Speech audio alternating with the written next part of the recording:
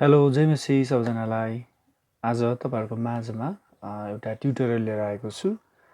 भजन number 522 मा भएको पहाडमा फुल्ने फुललताहरू। यसको स्ट्यान्डर्ड यो गीत चाहिँ यसको ए फ्ल्याटबाट छ, तर हामीहरू चाहिँ सजिलोको लागि जीबाट गर्नेछौँ। अनि पछि तपाईँहरूले यो कर्ड्सहरू सिक्नु भइसकेपछि आफ्नै अथवा आफ्नो मण्डलीले गाउन सक्ने स्केलमा त्यसलाई ट्रान्सपोज गर्न सक्नुहुन्छ है त। ईबाट गाए पनि एफबाट गाए पनि तपाईँले त्यसलाई गर्न सक्नुहुनेछ। अनि यो ट्युटोरियलको उद्देश्य चाहिँ विशेष गरिकन सामान्य रूपमा एउटा बिगिनर्सहरू र अलिकति बिगिनर्सभन्दा माथिल्लो लेभलमा गिटार बजाउन जान्नेहरूको लागि हो। किनभने यो गीतको स्ट्यान्डर्ड एउटा रिदममा चाहिँ बजाउन अलिक गाह्रो नै छ। त्यसमा हामी गिटार त्यति सुन्दैनौँ, विशेष गरिकन अपराइट बेसको पार्ट र एउटा पियानोको पार्टहरू धेरै सुन्छौँ। अनि त्यस कारणले गर्दा चाहिँ त्यो अलिकति ज्याज स्ट्यान्डमा भएको कारणले गर्दाखेरि अब त्यही ज्याज स्ट्यान्डर्डको कर्ड्सहरू नभइकन हामी बेसिक कर्ड्सहरू मात्रै गर्छौँ है त। त्यस कारणले गर्दाखेरि चाहिँ मलाई आशा छ यो भजन हामीहरूले गर्न सक्नेछौँ।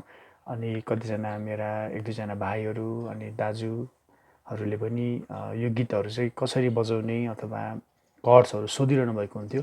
त्यस कारणले गर्दा चाहिँ मलाई आशा छ उहाँहरू सम्पूर्णलाई र जतिजना तपाईँ गीत सिक्न इच्छुक हुनुहुन्छ तपाईँहरूलाई पनि यो ट्युटोरियलले चाहिँ सहायता पुग्नेछ है त। हुन्छ, म सिधै यसको इन्ट्रो सेक्सन जुन चाहिँ बिचबिचमा यसको इन्स्ट्रुमेन्टल सेक्सनमा पनि बज्ने भाग त्यो र यसको भर्स र कोरस पार्ट मात्रै गर्नेछु है त। यसको इन्ट्रो सेक्सनमा चाहिँ हामीले यसरी बजाउन सक्छौँ। रिदम चाहिँ अब सबै गीतलाई यस्तै छ है।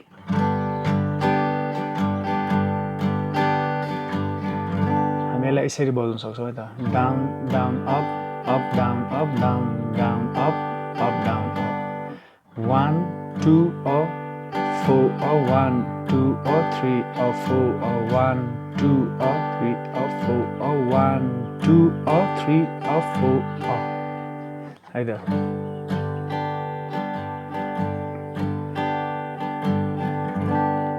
यसरी गर्न सक्नुहुन्छ अथवा यही प्याटर्नमा कुनै किसिमले गर्दा पनि हुन्छ। हुन्छ, म यसको इन्ट्रो पार्ट र यसको बिचमा पनि यही इन्स्ट्रुमेन्टल हुनुभएको कारणले गर्दाखेरि एकैचोटि त्यसलाई हेर्नेछौँ है त। हामीले यसको कर्डहरू चाहिँ यसरी जान्छ।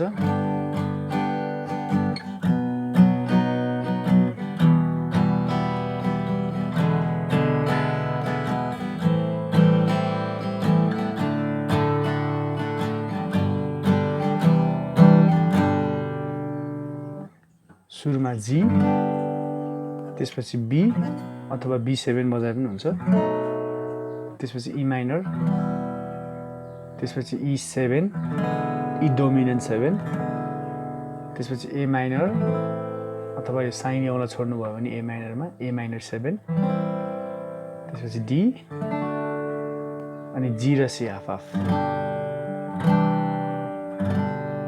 अनि यसमै एउटा छोटो प्लगिङ जस्तो पनि गर्न सक्नुहुन्छ।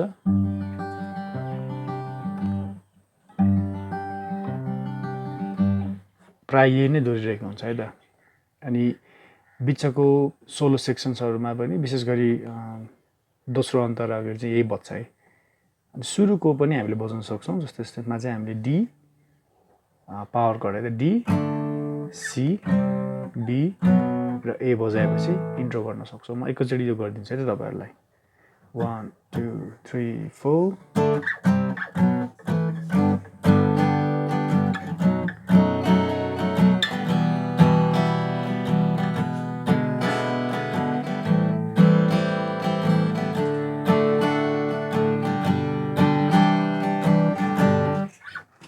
त्यसपछि अब हामी गीतमा जानेछौँ। पहाडमा फुल्ने फुललताहरूमा है त। पहाडमा फुल्ने फुललताहरू कति राम्रा छन्, पहाडबाट खस्ने हिमनदीहरू कति चोखा छन्, पहाडलाई सृष्टि गर्ने प्रभु अझ कति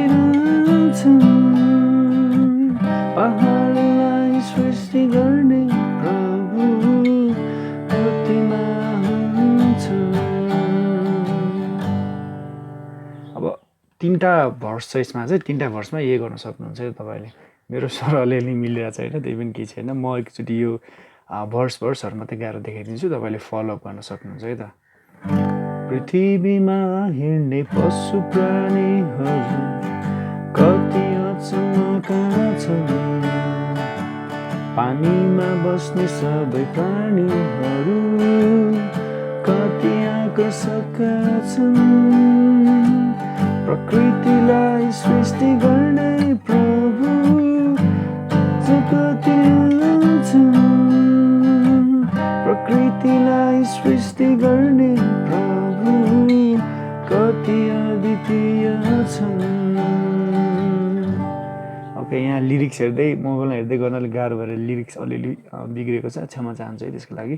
थर्ड सेक्सन पनि प्रभुमा सुम्पिएका जीवनहरू कति असाधारण छन्, प्रभुलाई मात्र पुज्ने जीवनहरू कति सन्तुष्टिमा छन्, हाम्रा परमेश्वर पिता पुत्र आत्मा कति अतुल्य छन्, हाम्रा परमेश्वर पिता पुत्र आत्मा कति अतुल्य छन्।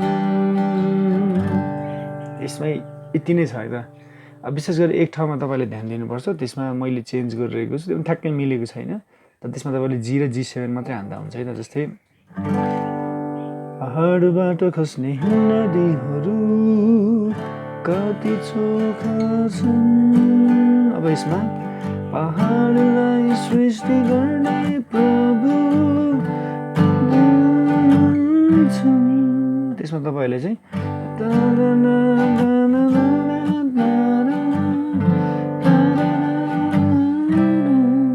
सक्नुहुन्छ है त।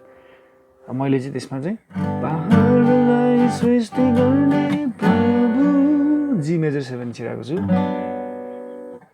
पहाडलाई सृष्टि गर्ने प्रभु, अनि त्यसपछि G डोमिनेन्ट 7, त्यसपछि C र C माइनर जान्छ है त। हुन्छ, बेला अलिअलि रोक्दै हेर्नु पनि सक्नुहुन्छ होला। कोरसमा जाउँ है त। कोरस त्यति गाह्रो छैन, त्यस कारणले गर्दा म गाएरै बजाइदिन्छु, तपाईँले हेर्न सक्नुहुन्छ। म महान प्रभुको सृजना, म महान प्रभुको विपना, म सधैँ गर्छु महान प्रभुको महिमा, म महान प्रभुको सृजना, म महान प्रभुको विपना, म सधैँ गर्छु महान प्रभुको महिमा। हुन्छ, यो दुःख सुखको ट्युटोरियलले तपाईँलाई अलिकति सहायता पुग्यो होला भन्ने मलाई आशा छ। Thanks for watching.